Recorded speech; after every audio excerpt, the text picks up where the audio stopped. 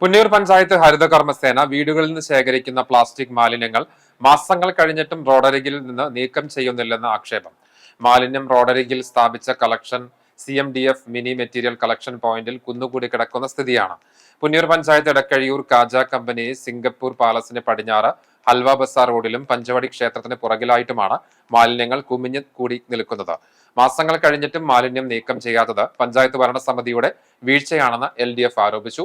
ഇനിയും നടപടി ഉണ്ടായില്ലെങ്കിൽ ശക്തമായ പ്രതിഷേധം ഉയർത്തിക്കൊണ്ടുവരുമെന്ന് CPM Punnayur south local committee secretary KB Fazaluddin, local committee അംഗങ്ങളായ KV അബ്ദുൽ കരീം, TM വിക്രമൻ എന്നിവർ അറിയിച്ചു.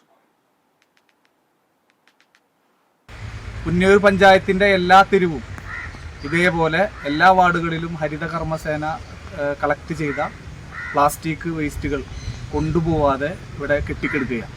മഴക്കാലം വരുന്ന ഒരു സാഹചര്യത്തിൽ ഇങ്ങനെ പോവുകയാണെങ്കിൽ വലിയ തരത്തിലുള്ള ആഘാതം ഈ നാടിനകത്തുണ്ടാവും.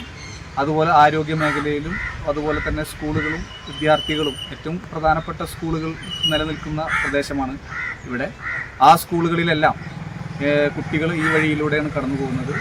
മാറാരോഗങ്ങൾ ഉൾപ്പെടെയുള്ള രോഗങ്ങൾക്ക് പഞ്ചായത്തിൻ്റെ ഭരണാധികാരികൾ ഈ വിഷയം വളരെ കൃത്യമായി ഏറ്റെടുത്ത് ഈ തെരുവ് എല്ലാം ക്ലീനാക്കണമെന്നാണ് LDFിൻ്റെ പുന്നയൂർ പഞ്ചായത്ത് കമ്മിറ്റിക്ക് പറയാനുള്ളത്.